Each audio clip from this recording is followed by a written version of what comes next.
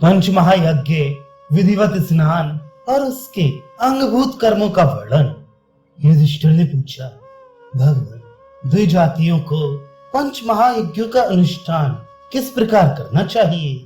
उन यज्ञों के नाम भी बताने की कृपा कीजिए। भगवान ने कहा, युधिष्ठिर, जिनके अनुष्ठान से ग्रस्त पुरुषों को ब्रह्मलोक की प्राप्ति होती है, उन पंच महायज्ञों का वर्णन करता हूँ। ऋभु यज्ञ, ब्रह्म यज्ञ, भूत यज्ञ, मनुष्य यज्ञ और पृथ्वी यज्ञ, ये पंच यज्ञ कहलाते हैं। इनमें ऋभु यज्ञ तर्पण को कहते हैं। ब्रह्म यज्ञ स्वाध्याय का नाम है। समस्त प्राणियों के लिए अन्न की बलि देना भूत यज्ञ है। अतिथियों की सेवा को मनुष्य यज्ञ कहते हैं और पितरों के उद्देश्य से जो श्राद्ध आदि कर्म किए जाते हैं उनको प्रतियज्ञ कहते हैं। हुत, अहुत, प्रहुत, प्राश्चित और बलिदान ये पाक यज्ञ कहलाते हैं। वैश्यदेव आदि कर्मों में जो देवताओं के निमित्त हवन किया जाता है उसे विद्वान लोग हुत कहते हैं। दान दी हुई वस्तु को अहुत कहते हैं। ब्राह्मणों को भोजन कराने का नाम रुहुत है। प्राणाग्निहोत्र की विधि से जो प्राणों को 5 ग्रास अर्पण किए जाते हैं उनकी प्रायश्चित संज्ञा है। तथा गौ आदि प्राणियों की तृप्ति के लिए जो अन्न की बलि दी जाती है उसी का नाम बलिदान है। इन 5 कर्मों को पाक यज्ञ कहते हैं। कितने ही विद्वान इन पाक यज्ञों को ही पंच महायज्ञ कहते हैं, किंतु दूसरे लोग जो महायज्ञ के स्वरूप को जानने वाले हैं ब्रह्म यज्ञ आदि को ही पंच महायज्ञ मानते हैं। ये सभी प्रकार से महायज्ञ बतलाए गए हैं। घर पर आए हुए भूखे ब्राह्मणों को यथाशक्ति निराश नहीं लौटाना चाहिए। जो मनुष्य प्रतिदिन इन 5 यज्ञों का अनुष्ठान किए बिना ही भोजन कर लेते हैं वे केवल मल भोजन करते हैं।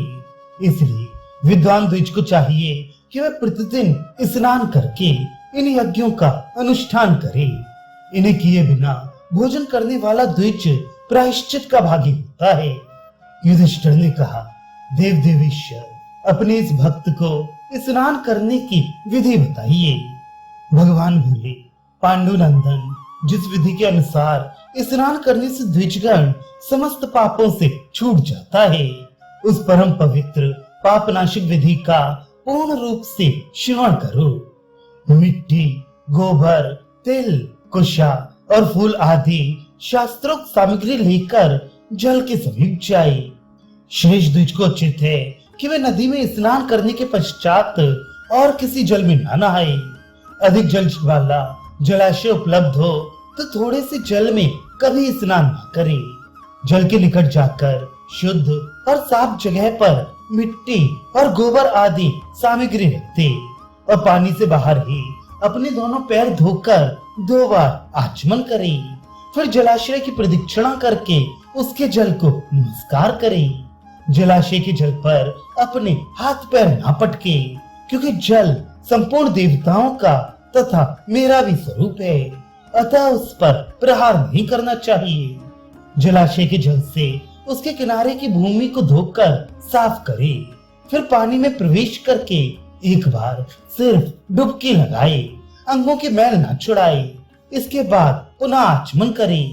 हाथ का आकार गाय के कान की तरह बनाकर उससे 3 बार जल पिए। फिर अपने पैरों पर जल छिड़क कर 2 बार मुख में जल का स्पर्श करे। तदनंतर गले के ऊपरी भाग में स्थित आंख, कान और नाक आदि समस्त इंद्रियों का एक बार जल से स्पर्श करे।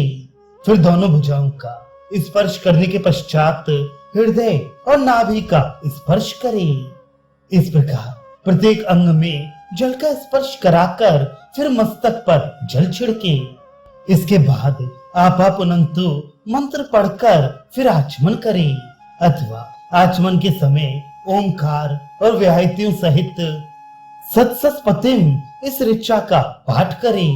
आचमन के बाद मिट्टी लेकर उसके 3 भाग करे और इदम विष्णु इस मंत्र को पढ़कर उसे क्रमशः ऊपर के, मध्य भाग के तथा नीचे के अंगों में लगाए।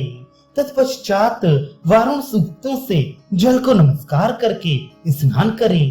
यदि नदी हो तो जिस ओर से उसकी धारा आती हो उसी ओर मुंह करके तथा दूसरे जलाशयों में सूर्य की ओर मुंह करके स्नान करना चाहिए। ओमकार का उच्चारण करते हुए धीरे से गोता लगाए, जल में हलचल पैदा न करे।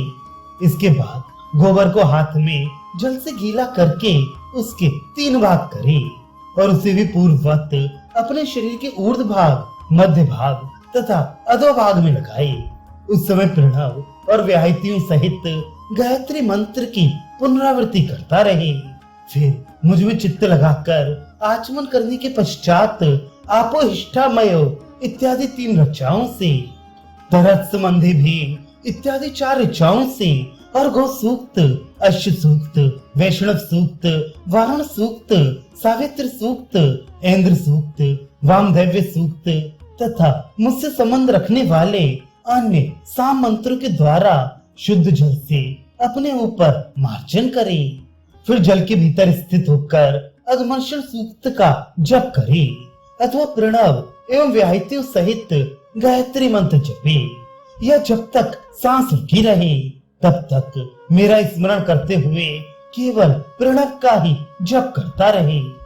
इस प्रकार स्नान करके जलाशय के किनारे आकर धोए हुए शुद्ध वस्त्र, धोती और चादर धारण करे। चादर की कांख में रस्सी की भांति लपेटकर बांधे नहीं। जो वस्त्र को कांख में रस्सी की भांति लपेट करके वैदिक कर्मों का अनुष्ठान करता है, उसके कर्म को राक्षस, दानव और दैत्य बड़े हर्ष में भरकर नष्ट कर डालते हैं। इसलिए कांख को वस्त्र से बांधना नहीं चाहिए और इस बात का सदा ध्यान रखना चाहिए। वस्त्र धारण के पश्चात धीरे धीरे हाथ और पैरों को मिट्टी से मलकर धो डाले। फिर गायत्री मंत्र पढ़कर आचमन करे और पूर्व या उत्तर की ओर मुंह करके एकाग्र चित्त से वेदों का स्वाध्याय करे। जल में खड़ा हुआ द्विज जल में ही आचमन करके शुद्ध हो जाता है और स्थल में स्थित पुरुष स्थल में ही आचमन के द्वारा शुद्ध होता है। अतः जल और स्थल में से कहीं भी स्थित होने वाले द्विज को आत्म शुद्धि के लिए आचमन करना चाहिए। इसके बाद संध्योपासन करने के लिए हाथों में कुश लेकर पूर्वाभिमुख हो कुशासन पर बैठे और मुझ में मन लगाकर एकाग्र भाव से प्राणायाम करे। फिर एकाग्र चित्त होकर 1000 या 100 गायत्री मंत्र का जप करे। मंदहे नामक राक्षसों का नाश करने के उद्देश्य से गायत्री मंत्र द्वारा अभिमंत्रित जल लेकर सूर्य को अर्घ्य प्रदान करे। उसके बाद आचमन करके ऊर्ध्वगोद से इस मंत्र से प्रायश्चित के लिए जल छोड़े। फिर अंजलि में सुगंधित पुष्प और जल लेकर सूर्य को अर्घ्य दे और आकाश मुद्रा का प्रदर्शन करे। तदनंतर सूर्य के एकाक्षर मंत्र का 12 बार जप करे और उनके षडक्षर आदि मंत्रों की 6 बार पुनरावृत्ति करे। आकाश मुद्रा को दाहिनी ओर से घुमाकर अपने मुख में विलीन करे। इसके बाद दोनों भुजाएं ऊपर उठाकर एकाग्र चित्त से सूर्य की ओर देखते हुए उनके मंडल में स्थित मुझ 4 भुजाधारी तेजो मूर्ति नारायण का एकाग्र चित्त से ध्यान करे।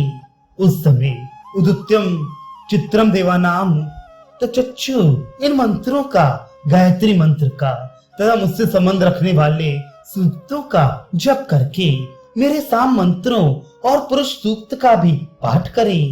तत्पश्चात हंसाशत इस मंत्र को पढ़कर सूर्य की ओर देखे और प्रदक्षिणा पूर्वक उन्हें नमस्कार करे।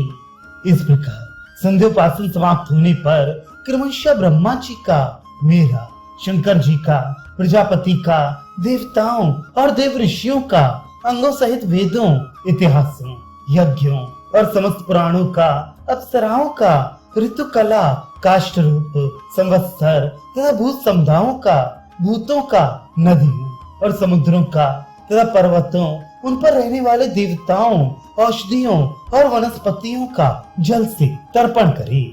तर्पण के समय जनेऊ को बाएं कंधे पर रखे तथा दाएं और बाएं हाथ की अंजलि से जल देते हुए उपर्युक्त देवताओं में से प्रत्येक का नाम लेकर तृप्यताम पद का उच्चारण करे। यदि 2 या अधिक देवताओं को एक साथ जल दिया जाए तो क्रमशः द्विवचन और बहुवचन तृप्यताम और तृप्यताम इन पदों का उच्चारण करना चाहिए। विद्वान पुरुष को चाहिए कि मंत्र दृष्टा मरीचि आदि तथा नारद आदि ऋषियों को निवृत्ति होकर अर्थात जनेऊ को गले में माला की भांति पहनकर एकाग्र चित्त से तर्पण करे। इसके बाद जनेऊ को दाहिने कंधे पर करके आगे बताए जाने वाले पृथ्वी संबंधी देवताओं एवं पितरों का तर्पण करे। कव्यवाट अग्नि, सोम, व्यवस्वत, अर्यमा, अग्निश्वात और सोमपा ये पृथ्वी संबंधी देवता हैं। इनका तिल सहित जल से कुशाओं पर तर्पण करें और तृप्यताम पद का उच्चारण करें। तदनंतर पितरों का तर्पण आरंभ करें। उनका क्रम इस प्रकार है: पिता, पितामह और प्रपितामह तथा माता, पितामही और प्रपितामही। इनके सिवा गुरु, आचार्य, बुआ, मौसी, मातामही, उपाध्याय, मित्र, बंधु, शिष्य, ऋत्विज और जाति भाई आदि में से भी जो मर गए हों उन पर दया करके ईर्ष्या द्वेष त्याग कर उनका भी तर्पण करना चाहिए। तर्पण के पश्चात आचमन करके स्नान के समय पहने हुए वस्त्र को निचोड़ डाले। उस वस्त्र का जल भी कुल के मरे हुए संतानहीन पुरुषों का भाग है। ये उनके स्नान करने और पीने के काम आता है, अतः उस जल से उनका तर्पण करना चाहिए, ऐसा विद्वानों का कथन है। पूर्वोक्त देवताओं तथा पितरों का तर्पण किए बिना स्नान का वस्त्र नहीं धोना चाहिए। जो मोहवश तर्पण के पहले ही द्योत वस्त्र को धो डालता है वह ऋषियों और देवताओं को कष्ट पहुंचाता है। उस अवस्था में उसके पितर उसे श्राप देकर निराश लौट जाते हैं। इसलिए तर्पण के पश्चात आचमन करके ही स्नान वस्त्र निचोड़ना चाहिए। तर्पण की क्रिया पूर्ण होने पर दोनों पैरों में मिट्टी लगाकर उन्हें धो डाले और फिर आचमन करके पवित्र हो कुशासन पर बैठ जाए और हाथों में कुशा लेकर स्वाध्याय आरंभ करे। पहले वेद का पाठ करके फिर उसके अन्य अंगों का अध्ययन करे। अपनी शक्ति के अनुसार प्रतिदिन जो अध्ययन किया जाता है उसको स्वाध्याय कहते हैं। ऋग्वेद, यजुर्वेद और सामवेद का स्वाध्याय करे। इतिहास और पुराणों के अध्ययन को भी यथाशक्ति ना छोड़े।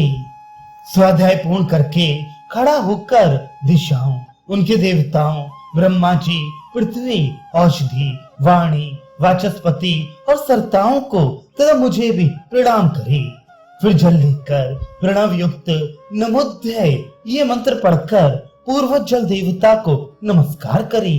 इसके बाद गिरणी, सूर्य तथा आदित्य आदि नामों का उच्चारण करके अपने मस्तक पर दोनों हाथ जोड़कर सूर्य देव को प्रणाम करे और प्रणव का जप करते हुए एकाग्र चित्त से उनका दर्शन करे। उसके बाद मुझे प्रिय लगने वाले पुष्पों से नित्य प्रति मेरी पूजा करे।